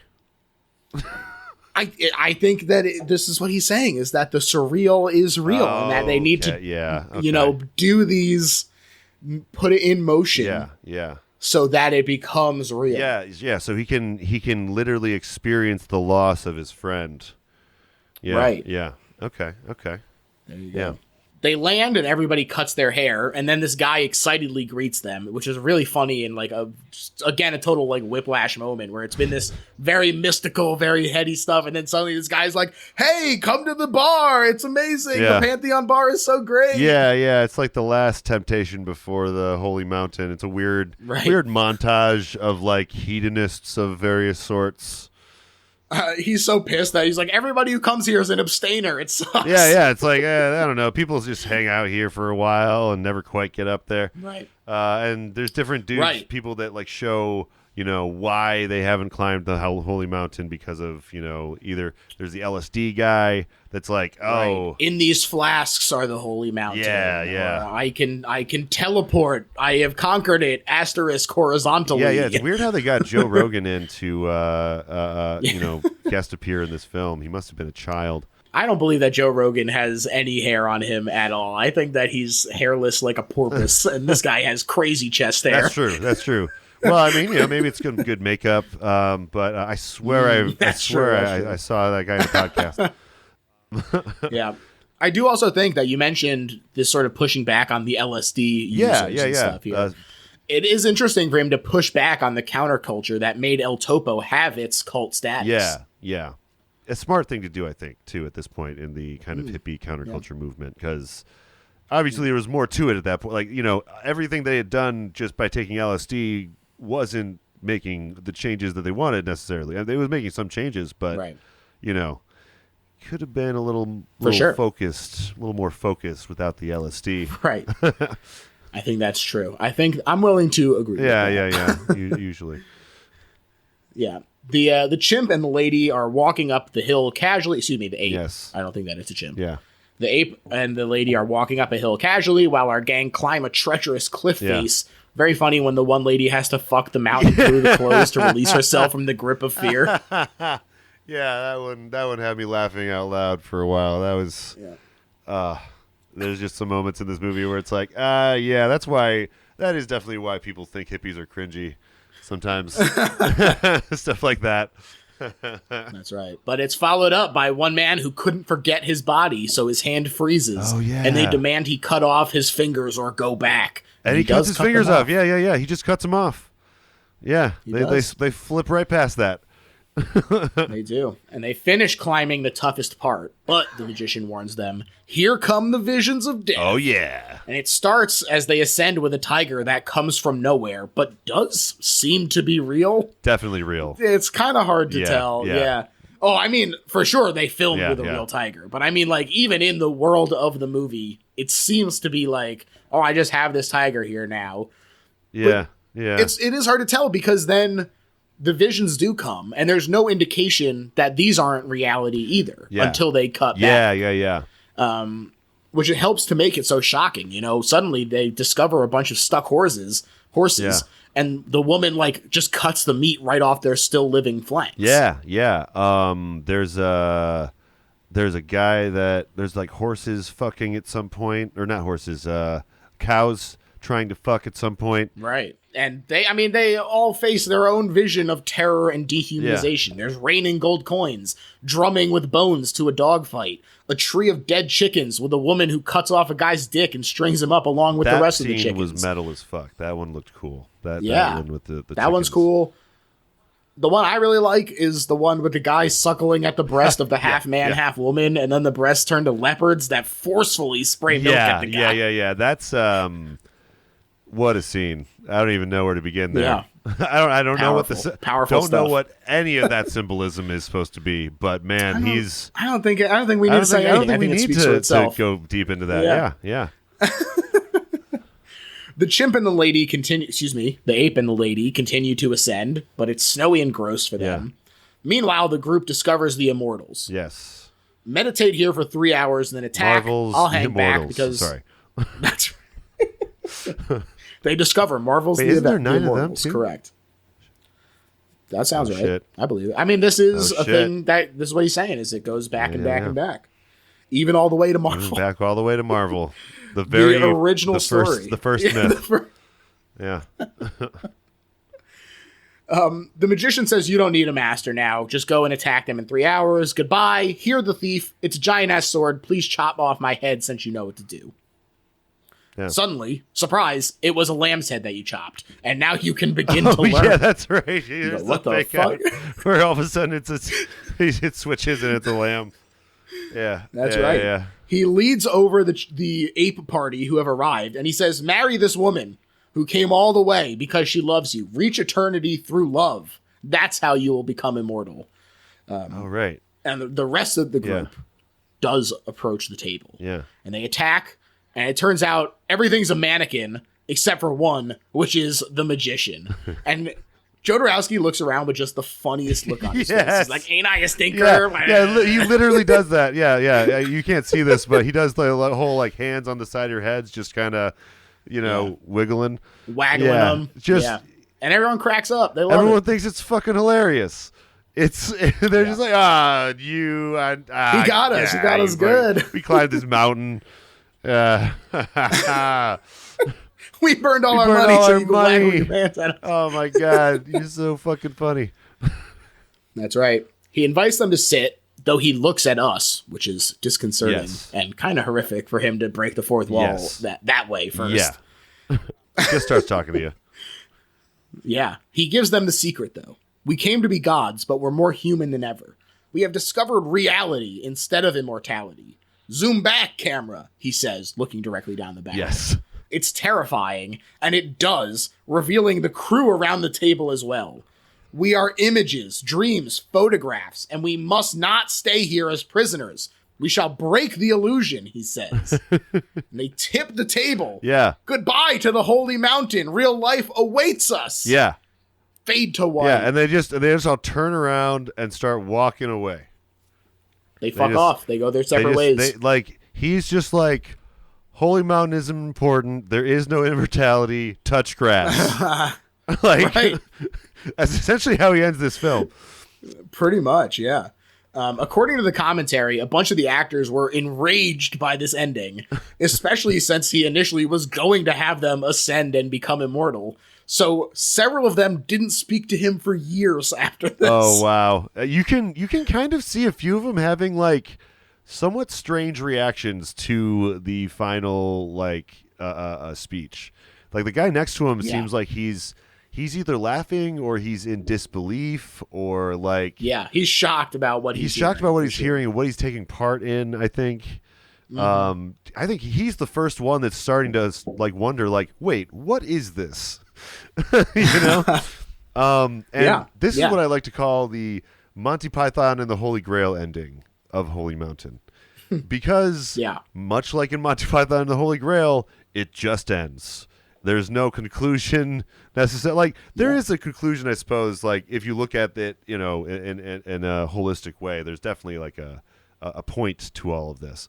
But I remember the first couple of times watching this, like it was probably the part I liked the least, I think. But now it's one of the parts I like more than ever. You know, I just think it's so fascinating because it demands that you sit with it. Yeah. There's no like, well, that's the natural conclusion of the movie. Like you have to be like, what is that? Yeah. Why is he doing it this way? Like, what does this mean? And it's not like this is the thing that you need to do in order to reach this stage of enlightenment. He's like, actually, so you have to really engage with it. You just gotta touch grass. And engage with it by not engaging with it. Right? He's like, basically this movie's tagline is like, touch grass, you piece of shit. You can turn into gold. There you go. There you absolutely go.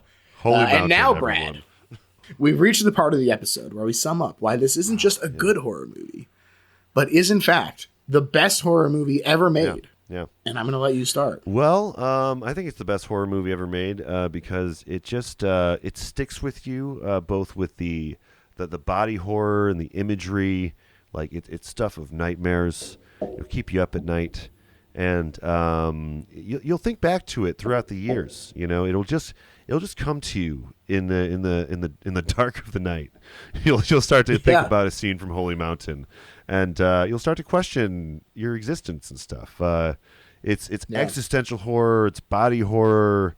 It's just a trip of sorts. I don't know. This movie's got a lot going for it, and I think it is horrifying and has always made me question everything. So that's my contribution. There you go. What do you think? There you go. To me, this is the best horror movie ever made. I'm going to start off by saying why I think it is a fascinating and interesting movie, and then narrow it down to horror. I think that this movie is fascinating because it builds and builds and builds and lures you in with this idea of the rhetoric of spiritual enlightenment. Yeah, that's true. Yeah. And then it does this incredible rug pull at the end that literally says, engage with reality. Yeah. The world needs us. Yeah. You know, you get a crowd going into this that's expecting mystical revelations. Oh, Alejandro Jodorowsky is here to teach us about the meaning of life. Yeah. And he says, who the fuck am I? Yeah. Like, you can't come to this movie for the meaning of life. You have to just get out there and live it. That's the meaning of life, basically. Yeah. Yeah. There's another quote here that he said, I wanted to show that we were moving from fairy tale symbolism to reality and to reveal that I was not a master, just a human being who was searching for something. Damn, dude. He is just part of the crew the whole time. And in El Topo, the idea of that movie is that the path to enlightenment is self-destructive and impossible. No matter how many times you perform the act, it ends in failure. The mole digs its whole life in search of the sun, only to be blinded by the light. Is basically, I mean, El Topo literally is the mole. Like, that's what he's going for there. Okay. Oh, okay. That's what that is meaning. Okay. Meanwhile, with Holy Mountain, while he sort of, blasphemes in ways against traditional religion, the idea of paradoxically following the path and shrugging off all contemporary notions of achieving enlightenment is what allows him to recognize the confines of his world. Yeah. And all illusion has to be dispersed Yeah. in order for someone to be enlightened, including the one he's made for us. Yeah. Yeah. You know, yeah. he there's that famous Magritte painting, The Treachery of Images. And he says, see that this is not a pipe, that this is an image of a pipe. Yeah. And these are just images of people. They are not real people. They cannot tell you the meaning of life. You have to decide that for yourself. The only bonds are the ones you place on yourself. And you need to, as you say, touch grass, get out there, live life. That's it. Yeah. Yeah. So I think that is such a fascinating thing to do just on its own. As a movie placed within Jodorowsky's filmography, I think it's fascinating. I will say about the ending, he, I think at the end says something about Maya, which the veil of Maya is a Hindu tradition of like where you pull back the curtain and you actually see the reality for what it really is. So There you go. he definitely he's like, yo, now it's open now. Check it all out. I also think he embodies counterculture more truly than a lot of other people, because instead of just saying, yes, they're right, LSD is the answer. Like that would have been an easy thing to do. Which is what a lot of people were kind of pushing. Instead, he says the subculture du jour can be as restrictive as Catholicism. He wants everyone to reevaluate their beliefs and where they came from. Mm-hmm. And yet, it is a happy ending. Yeah. Because the worst thieves in the solar system were able to be redeemed. That's true. Like they did get they did all have a redemption arc in the end, you know? Right. Yeah. And I mean, they are enlightened at the end. Yeah. But the enlightenment is like, just go fuck off. Like that is what it is. Like that's what it is. So they got what they paid for, I guess. Yeah. Now, to get to the horror part, to me, this is the best horror movie specifically because there is just so much to unnerve you in this movie. Yeah. It is designed in every way to get under your skin. Yeah. Whether that's through religion, whether that's through body horror, whether that's through an existential crisis that it breeds. Everything about this movie is designed to make you feel claustrophobic and like it is closing in around you and demanding something of you. Yeah. And so then for it to puncture that by having this ending that gives you that release, that lets you say, the horror is ended and now I can engage with the message of the movie. Yeah. To me, that is so interesting and so hard to accomplish. Yeah, you get all these movies that are about grief or some sort of trauma in some fashion or another. And oftentimes, not every time, but oftentimes, they have to sacrifice some of the scares or atmosphere or whatever in order to sort of communicate that metaphor. Yeah. Yeah. Sometimes it can be a little ham-fisted. Yeah. And here, because as we talked about at the beginning, it's so uninterested in everybody picking up the individual pieces of the metaphor and instead seeing the forest instead of the trees. Yeah. It accomplishes this metaphor in a way that is more efficient and more exciting to me than any of these movies that are just like, do you get it? That the ghost is like the grief hanging around. Yeah.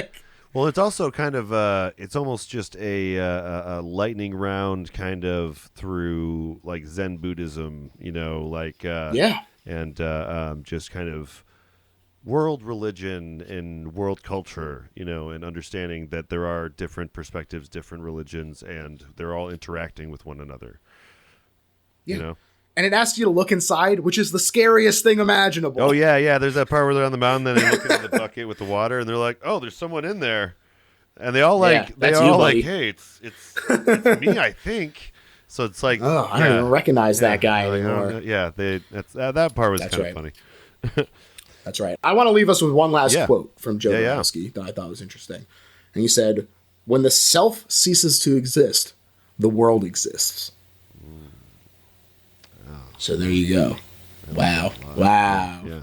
Thank you, Jodorowsky. Thank you, Jodorowsky. And thank you to Brad. I want to thank you for coming on the show. This was a ton of fun. Man. Great one to walk through. Oh, yeah, Please tell the people where they can find you, your podcast, all that stuff. So the podcast is the Album Concept Hour, and you can find that wherever you listen to podcasts. Although a few of the episodes, I'm having to go through the copyright police to get back up because music podcast comes with the territory. Sure. Difficult. But we got about 160 something episodes now. So you got a lot of weird concept albums to choose from. If you enjoyed what we were talking about here, we definitely get into a few concept albums that are. I don't know if any of them get this weird, but I mean, this is fucking weird. I mean, go check out the Pink Lemonade one's pretty weird. Get to hear your buddy George and talking more about stuff like this. So. And we've had some a guest of yours, Kevin Bartelt, has been on our podcast, and Talking Gizzy, we the lovable lads from Lizard Pool is the name I've been trying to get going. I think that needs to be coined. I'm saying it recorded here so that's true. There's like a time mark now. Yeah. So I'm the one to say it. I haven't looked on Twitter or anything. I haven't, because I don't want to know if anyone has said it before me. Well, whenever you hear this, quote George on the subreddit for King Gizzard. That's right. Yeah. That's exactly right. Great. Any Twitter? I'm on Instagram, Twitter. I'm on Instagram. Twitter, it's Album Concept Pod. Instagram, it is at Flyover State Park. And I also I'm on YouTube. I got some reviews and reactions at Flyover State Park on YouTube. So if you want to see my gourd and my friends' gourds. We'll talk about some music, and we eat hot wings sometimes while we listen to music. So, there you go. Definitely check that out, folks. As far as my plugs, you can find me on Instagram and Letterboxd at Little Horror PHL. That username applies pretty much everywhere, but those are the main two places that I'm at these days. It's also the address for the Patreon. Patreon.com/Little Horror PHL, where you can find all kinds of great bonus episodes, including stuff like Kevin Bartelt talking about The Last of Us Part 2 for 2.5 hours. We just did another Choose Your Own Adventure book with Jon Mackey, doing some very fun character work there as we went through that. Oh, cool. That sounds fun. Yeah, a lot of great stuff happening over there. Things that don't necessarily fit into best horror movie ever made over here. So go check out the Patreon for just a couple bucks a month. I purposely, do you know how easy it is to get shitty, annoying ads on a podcast? Places like Anchor will pay you pennies so that you can put it in front of people's ears. And I have more respect for you, listener, than to do that. And so, come on, throw me a couple bucks for respecting your goddamn autonomy over there. I'm gonna take that speech, and I think I'm just gonna play it at the end of all of my episodes too. You know what I mean? That's a good. Definitely. That you hit the nail on the head, man. Yeah. And so check out the Patreon if you really are like, I cannot spring for the $5 a month. Rating and a review on iTunes or Apple Podcasts is always helpful. Get it in front of more people. The really most helpful thing, even more helpful than the $5 on Patreon, is literally telling somebody you know about the podcast and saying, hey, I liked that episode. Go check out this podcast. This is a great one to start with, but there's also all kinds of great episodes on the main feed that people can get access to. So do that, DC please. Pearson on from Derek Comedy. That was the one. That was one I was real excited to check out. Oh, it's a classic. We talked about Poltergeist. Yeah. A great movie. Funny guy. A very funny guy. And many funny guys and gals and non-binary people throughout the show's run. Yeah, so go check it out. I am honored to be among your list of guests. Honestly, it's so cool to be in the same level as DC Pearson and Kevin Bartelt. Well, we're happy to have you here, Brad. Yes. This was a lot of fun. So that's it, everyone. Thanks. Bye.